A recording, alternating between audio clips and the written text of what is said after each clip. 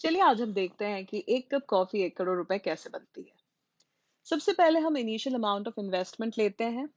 ये मैं यहाँ पे जीरो इसलिए डाल रही हूँ क्योंकि मैं मान के चल रही हूँ कि आपके पास कोई इनिशियल अमाउंट नहीं है इन्वेस्ट करने के लिए और आज आप एक कप कॉफी से शुरुआत करने जा रहे हैं। रेट जो है 15% लेती हूँ मैं। यहाँ पे कई लोग इसको 18% भी लेते हैं और कई लोग इसको 12% लेते हैं। अब ये क्यों आप कौन-सा रेट लेंगे, ये इस पे डिपेंड करेगा कि आप बुलिश टेंडेंसीज़ रखते हैं या बेयरिश टेंडेंसीज़ रखते हैं। बुलिश रखते हैं तो go towards the higher side, bearish रखते हैं तो go towards the lower side.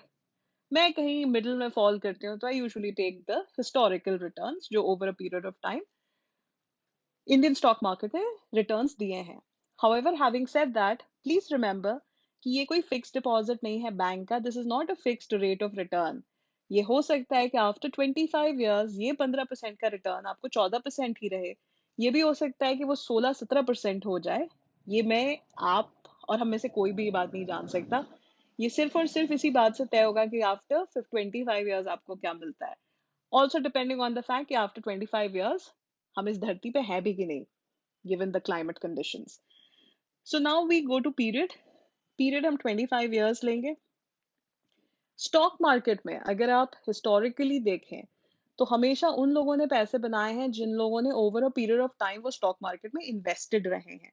उसका कारण ये है कि पावर ऑफ कंपाउंडिंग यानी कंपाउंड इंटरेस्ट को काम करने के लिए एक लंबा टाइम पीरियड चाहिए होता है।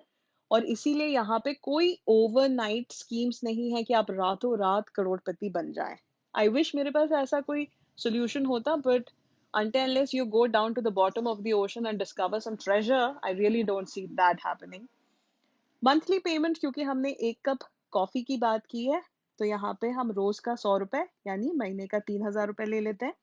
अब हम आ जाते हैं फ्यूचर वैल्यू कैलकुलेट करने के लिए। जैसा कि नीचे आप देख रहे हैं, फ्यूचर वैल्यू कैलकुलेट करने के लिए एक्सेल में जो मैथमेटिकल फॉर्मूला है उसका फॉर्मेट आपको नीचे दिया हुआ है। हम वही यहाँ पे भी भरेंगे। इस सेल में आप जाके इक्वल टू प्रेस करेंगे और उसके बाद एफ वी लिखेंगे और एंटर दबाएंगे तो आपका ब्रैकेट खुल जाएगा। सबसे पहले आपको डालना है रेट। रेट हमारे पास यहाँ पे 15% है इस सेल में। नाउ रिमेंबर कि this rate is per annum यानी सालाना क्या दर है। तो इसको आपको डिवाइड करना होगा 12 से। याद रखिएगा कि 12 से डिवाइड करना मत भूलिएगा, नहीं तो कुछ का कुछ रिजल्ट मिलेगा आपको। उसके बाद हम आ जाते हैं एन पर पे, यानी जो पेमेंट पीरियड्स है उसके ऊपर। नाउ दिस इज 25 ईयर्स, इसीलिए इसको मंथली करने के लिए हमें B3 सेल को मल्टीप्लाई करना होगा 12 से।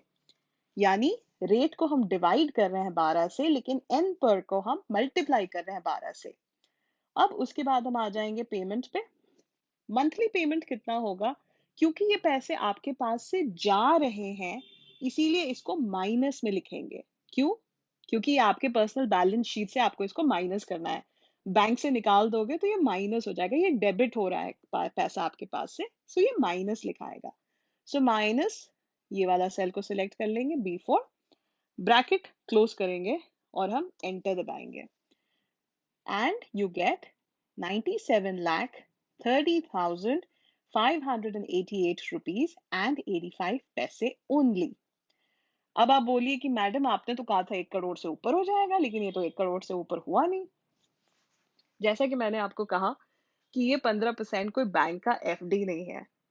ये हो सकता है कि आपको आफ्टर 25 ईयर्स ये पैसे जो है 1 करोड़ हो जाए। साथ ही साथ ये भी हो सकता है कि आफ्टर 25 ईयर्स अगर हमारी इकोनॉमी में उतना स्ट्रेंथ नहीं हुआ तो ये 97 लाख जो है ये थोड़ा सा घट करके 90 लैक्स हो जाए। लेकिन जो भी हो, आपका future value will be closer to the 1 crore mark, plus minus a few lakhs here and there. So इससे आपको 1 करोड़ के लगभग रिटर्न्स गारंटी हो जाते हैं।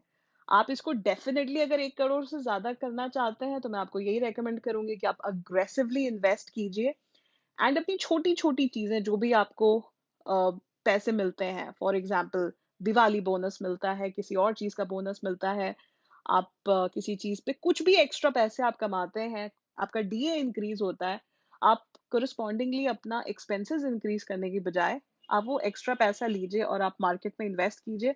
आप यकीन मानिए आपको 1 करोड़ से रुपए से ज़्यादा आपको मिलेंगे अगर आप over a long period of time market में इन्वेस्टेड रहेंगे। हिस्टोरिकली भी आप जितने लोगों को देखिएगा, जितने भी रईस लोग इस दुनिया में हैं, या तो वो अपना बिज़नेसेस रन कर रहे हैं या वो स्टॉक मार्केट में इन्वेस्टेड हैं। Unfortunately there is no third other category.